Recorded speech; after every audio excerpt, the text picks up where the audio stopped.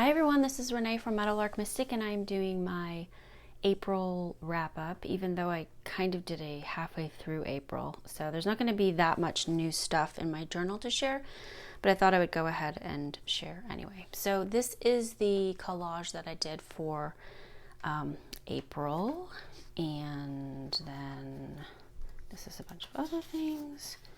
This is the new moon and full moon readings I did for April. As I shared before, I like doing kind of little, I don't know what they're called, like cartoon drawings for the interpretation of the cards. It helps me when I go back and look at the journal, it helps me understand and remember what that was about. This was my month ahead, and I shared about my redraw of the deck. Oh, and I already shared this. So this is another collage piece I did. And this collage piece was inspired by Sheila L. Height. She did, it was kind of mid-April. She talked about Pluto retrograde in Capricorn, I guess, on the 27th. And so then I started digging into Pluto, and then this kind of was like Pluto and the inner child. So that's where that face is there. And then I did a reading, What is My Ego Telling Me? That was really interesting. And then I also did a reading with the She Oracles by John Matthews. He's got 4 different ones now, kind of around May 1st and stuff. This is the collage I did for May. It's kind of somber. The color palette really kind of drove this piece, and this person's face I saw, and I was like, I really want to incorporate that. So that's where that came from. This is my setup for May. I'm using a microphone today, so I hope it's a little louder and more clear. Some people have mentioned that my audio is not very loud. So yeah, this is May. It's just that those colors again. I decided to put the weeks on the side. May has 6 columns, so that'll be interesting to see. This is the new moon and full moon setup, which doesn't really have anything on it. And that's about it for the journals. So I just wanted to share that. And then, this is a depth here for me, and it's a low buy depth here instead of a no buy depth here, which is what I tried to do in 2019. But I've gotten lots of gifts, and so it hasn't felt like new decks haven't come into my collection, because new decks have been coming into my collection. So the most recent I got was the Mother Mary Oracle and the Angelarium Oracle of Emanations. I've been wanting to work with both of these decks. I've been curious about them. I've handled the Mother Mary Oracle, and just, I don't know, I have a really I've mentioned before that in terms of like specific deity, I have there's like a block. So this I was just kind of waiting. I was waiting for this to kind of call to me, and it finally did. So I got this as a beautiful gift, and then I got the Angelarium Oracle of Emanations. I've also been wanting to use this, but when I got these 2 decks, I used them together in a really interesting way, and so I'm really loving that. So I just wanted to share that. I'm going to be sharing some books. I guess let's see, I'll share these books first. So I read this book a while ago. I'm just gonna share it now, by Tiffany Jana and Michael Baran, Subtle Acts of Exclusion, which some people call microaggressions, or a lot of people call microaggressions. And this book is really written for more like corporate America, how to understand, identify, and stop microaggressions.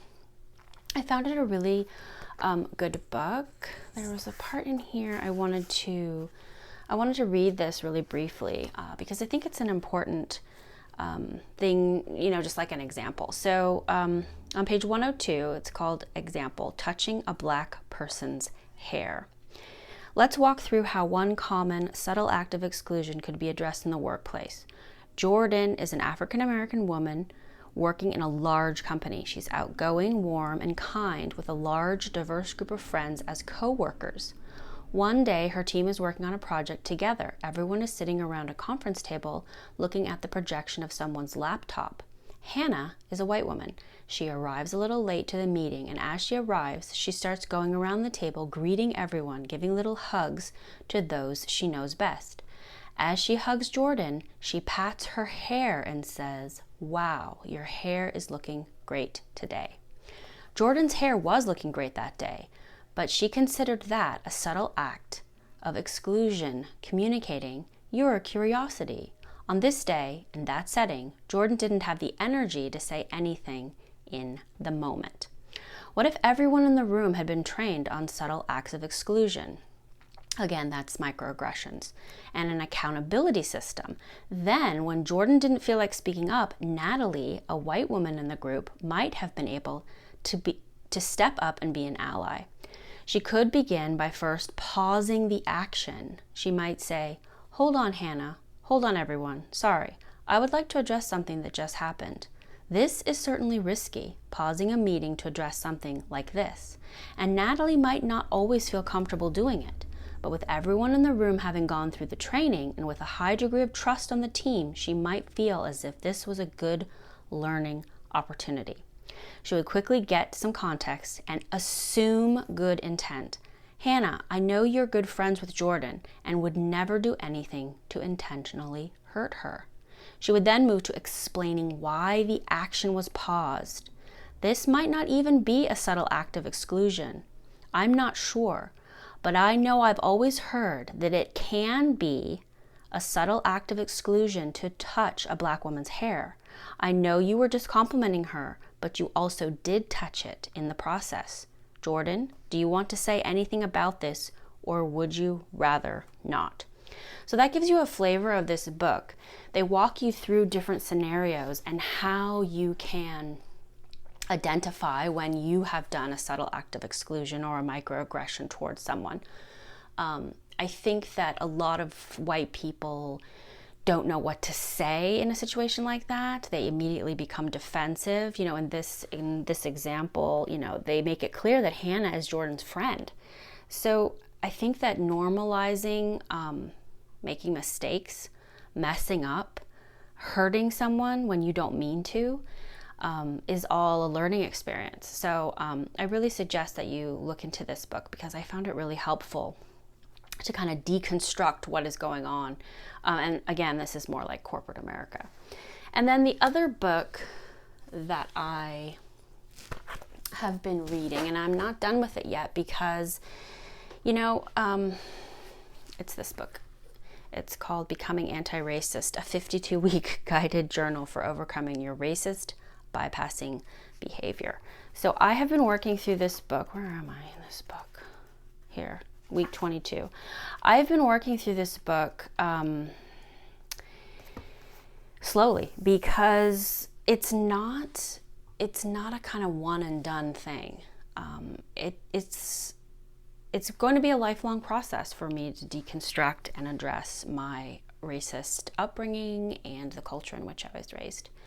So for me, it is a marathon. It's not a sprint. I'm not trying to get through this book really fast. I'm trying to get through this book slowly and deliberately. And a lot of the entries have space because I know once I finish this, I'm going to go back and I'm going to start from the beginning until I've filled up the entire book, and then probably get a journal to go with it. So I think it's important to remember that finishing books doesn't mean you finished the work. It just means that you finished that book. And sometimes, if you're really going deep, it's going to take you a long time to finish something. And that's the case with this book. So I just wanted to touch base with this book again because I introduced it several months ago, maybe even a year ago. And, I'm still working on it. I'm still working through it. It's a long process, I think, specifically and particularly if you are doing it right, it's going to take you a long time. So I just wanted to mention that. So another interesting, so these two books I have been using. They are not new. None of these books are new. I've had them for many years. So I'll start with this book. Julia Cameron is the author of The Artist's Way. If you're familiar with, morning pages and how to cultivate an artistic practice. This is a book called Transitions, Prayers and Declarations for a Changing Life. And so the kind of prayers in here and the declarations in here are for when you're kind of going through tough times. Changes in friendships, maybe divorce, maybe you're confronting, the death of a loved one. This book is really great for that.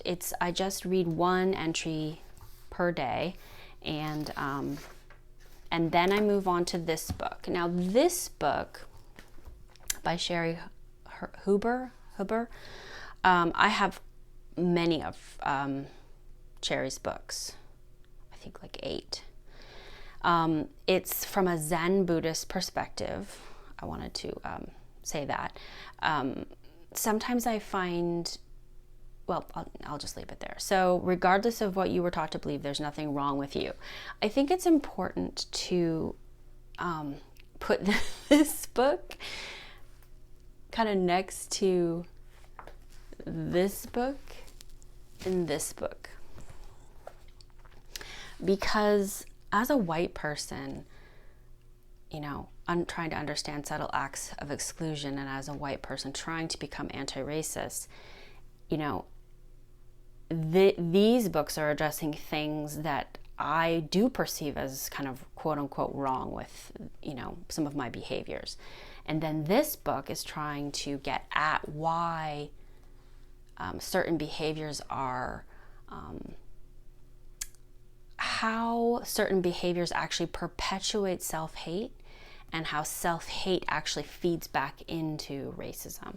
So on the surface, it kind of seems like, well, if there's nothing wrong with me, then, why would I have to go over here? But that's definitely not what's going on. So anyway, it's do the work, identify how racism has affected you and how you see the world and your status. But then this book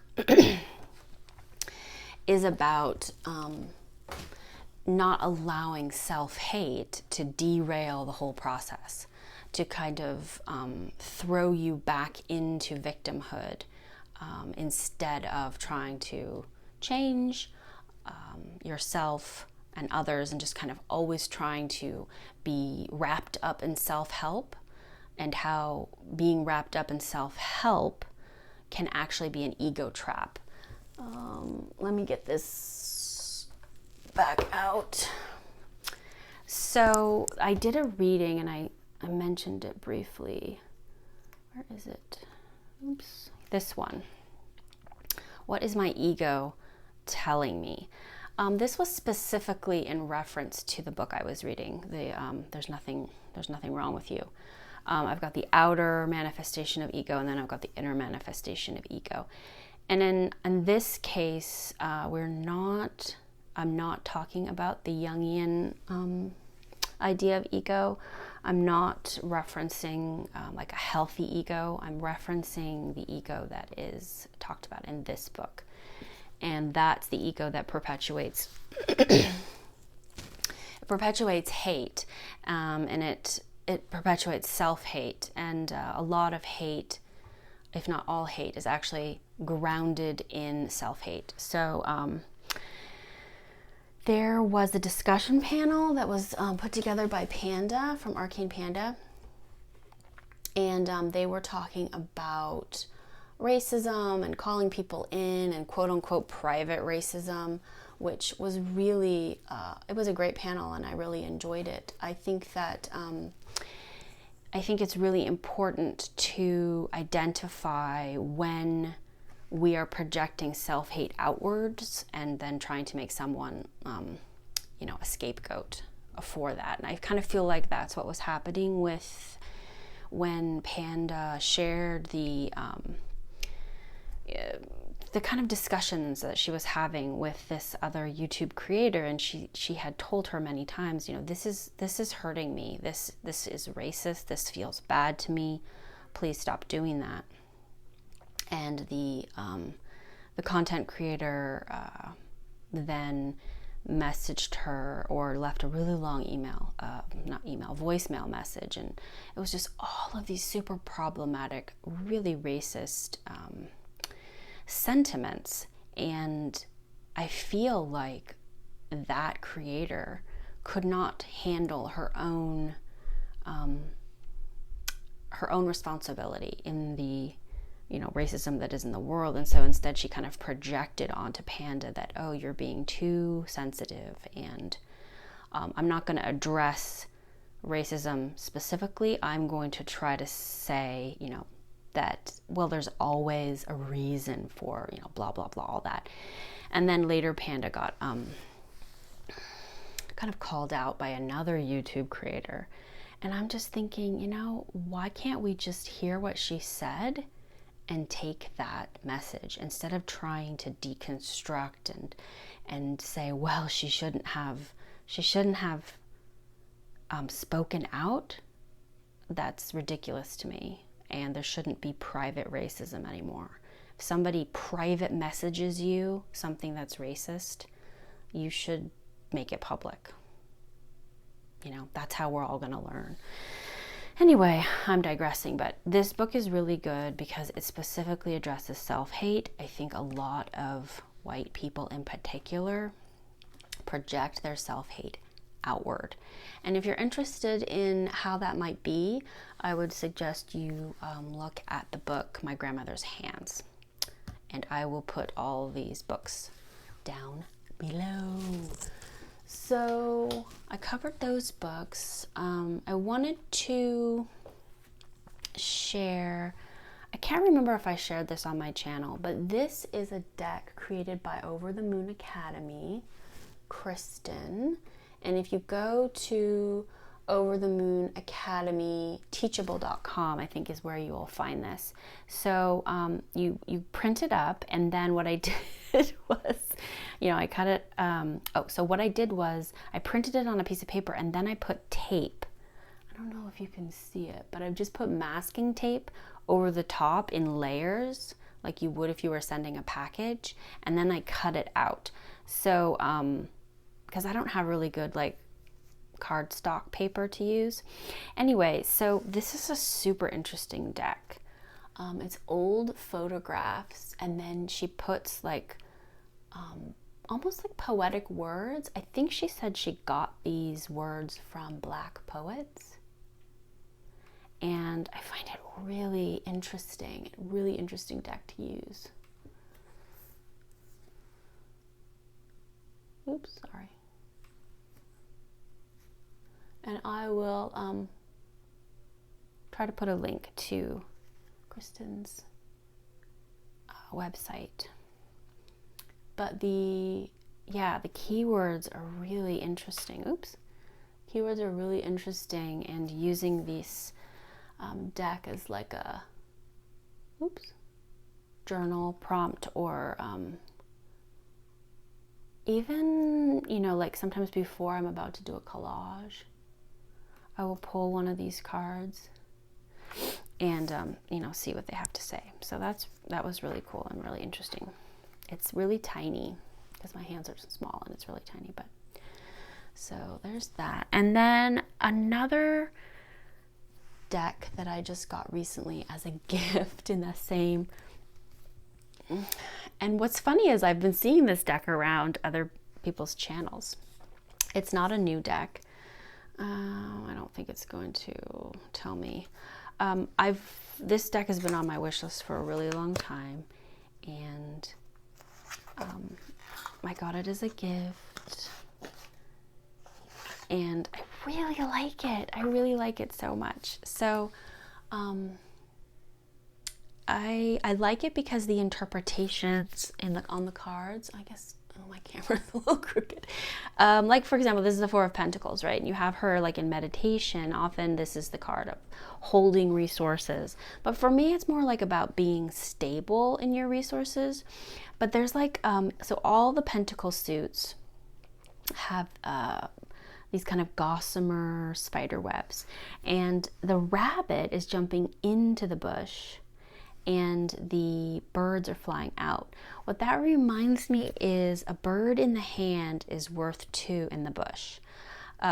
So that could be kind of speaking to the four's financial stability, but it can also be speaking towards things that you have. Like, it kind of feels like she used to have the rabbit, like the rabbit was sitting here, but she started to think about other things. And so the rabbit jumped away and she's thinking about, you know, these dreams, not what's right in front of her. And now she has neither one. So this is kind of, yeah, an interesting interpretation of the Four of Pentacles. This is also really interesting. This is the Five of Chalices. So usually very much like sadness, you know, it's the cloaked figure by the river and there's the bridge behind them and the house or the city further along. She does not look really sad. It to me feels like she has blown out these three candles intentionally, you know, so she's like done with whatever maybe spell work or intention she had for those three, and then she's going to be focusing on the two behind her. That's a very much a different interpretation than what you usually see. Some of the characters, some of the like depictions in this deck, their perspective is a little like flat. So her face or in her head seems like it's shrunk, and her hair seems like it's been flattened out. I don't know. There's some other cards that seem a little, yeah, like this one. So it seems like he should have more depth where his waist is, so that it looks like he's sitting. But the way that the artist depicted it, it almost looks like he's kind of stand sitting. But I like that. Anyway, so this, there's cats in the wand suit. I find that it could just be the way I want to see the cards, but I see a lot of diversity in this deck. I like that, and when it is, you know, like when you can't really tell, like in this photo, you can't really tell for sure, but I like to put diversity in this deck, even if that's not what they, you know, what they necessarily wanted. So to me, she looks Asian, and so does she, and so that's how I see it. You know, when in doubt, I will make the person, you know, have a different race other than white. And that makes it, it just makes my heart open more when I see that the deck is representing, you know, more than just white, white people. And yeah, so the court cards, oddly, the court cards are a little stiff. Not the court cards, I'm sorry, the major arcana. You know, like this one, like her arms look kind of a little weird. But I think that for me, a little bit of quirkiness is good. I really love this card a lot. And this is the Three of Swords. So yeah, you know, what I also find interesting is the sword. This is the sword. The sword is impaling not a heart, but a cup, which to me is like, you know, representing the hearts. But I like that. You know, this is a very interesting interpretation of the Devil card. You know, this is a kind of a strange interesting interpretation for the Chariot. Strength. Okay. But yeah, this deck has been on my, and here's that kind of strange perspective again. Like, is he sitting? It doesn't really seem like where his waist is going back enough. But I think that this, this deck would read really well with the modern spellcasters. I like the purpley, blue, pink color it has going on. This is my significator card. Again, she looks Asian to me. This character looks Asian to me. I've decided all of the, oh, you can see I got a little bit of I edged this deck in kind of silver. I've decided all of the wands are like Egyptian or like Middle Eastern people, just because I wanted to. But you know, like I said, they change depending on like what I'm feeling. This card is interesting. Like, why is she telling us to be quiet? And she's like knee deep in water in the earth suit. Yeah, I really like it. It's weird, really weird. I've been reading, I have been reading the Kindle edition of Barbara Walker's book on tarot. And if you've read that book, this this staff will make you giggle a little bit because of what she talks about in that book. Yes, this is the one that I'm reading. The different interpretations of the catechist and the hermit, and what it means to kind of like be alone with yourself in a cave. Okay, I'll leave it at that. So this is the Silver Witchcraft Tarot. It was a gift, and it's a quirky, strange deck, but I really do like it. I like the, you know, that's the Ten of Swords, so you can kind of tell why I would like that. What else? I think I've been doing, have I shared? I've been doing art still. Oh shoot, I just pulled my mic. I've been doing art, and I will share. I've been trying to use better watercolor paper. I'm just sharing this art not because I think it's great, but because I'm just trying to say, hey, even if you're not great at art, you can still do art. So I've been doing that. I did this study of like tulips, and this one of flowers. I can't remember if I've shared those. And I kind of got, oh, here is a I can't remember if I've shown this. I'm sorry if you can always fast forward it though if you're like, you did that already. This is collage that I did. I really honed in on the way the feathers here reminded me of this pattern. So that was a whole thing. And then I started getting really interested in pastels. And I only have a beginner's set, and so it doesn't have pastel colors. And so in order to get pink, you have to use, I guess, white and red, but it's not as easy as you might think to get pink. And this is another one I did, trying to just like really go light. But this is gouache, whereas the other one was just watercolor. So I've been doing art. I have been,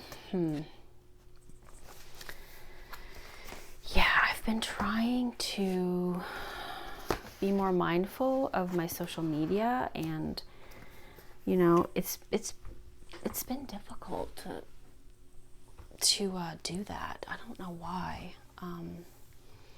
I guess because there's like things I want to say, but then, you know, do I really want to say it? I've been using this Papa Rosier Farms moringa and castor. So this is half moringa seed oil and half cold pressed castor oil. And I've been using this on my hands because they're like super dry, I guess because of menopause and all that. This is the card that I pulled. My very first pull from the Mother Mary Oracle when I was asking the Oracle about like how it wants to work with me. And it's a pretty intense card. It's about like pushing through to new levels of understanding and not being complacent. And so I was impressed with the Mother Mary Oracle. I've been thinking about doing a video on the zodiac, but I don't know. I'm kind of like bleh. This is rambly and not very coherent, but what else? I think, well, there's a box over there that I wanted to show, but I don't want to get up.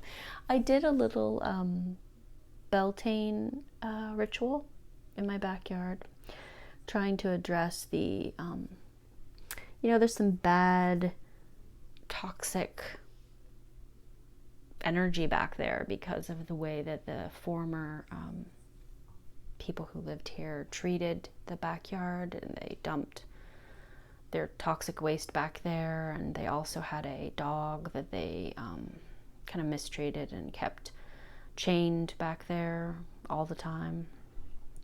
And so that energy is still stuck there, and I've been trying really hard to kind of you know, lessen its impact. And one of the things I wanted to do with Beltane was to just make offerings to that section of the yard that seems really you know, sad and shut down. And it really did seem to work. I left out a honeycomb with honey in it for the fairies and the different beings, and they seem to really appreciate that. So that was, you know, I don't do rituals very often at all, so that seems to work and to be appreciated.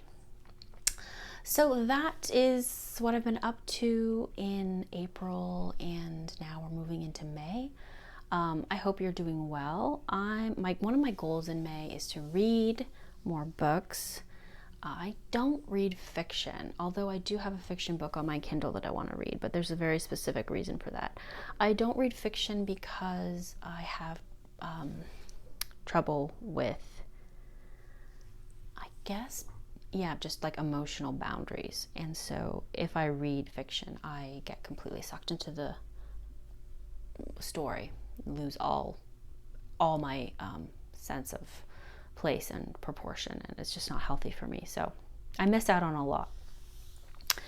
But I do want to read more of the books that I have that are not fiction. I hope that you're doing well, and I hope that this was moderately interesting to you, and I will talk to you again soon. Bye-bye.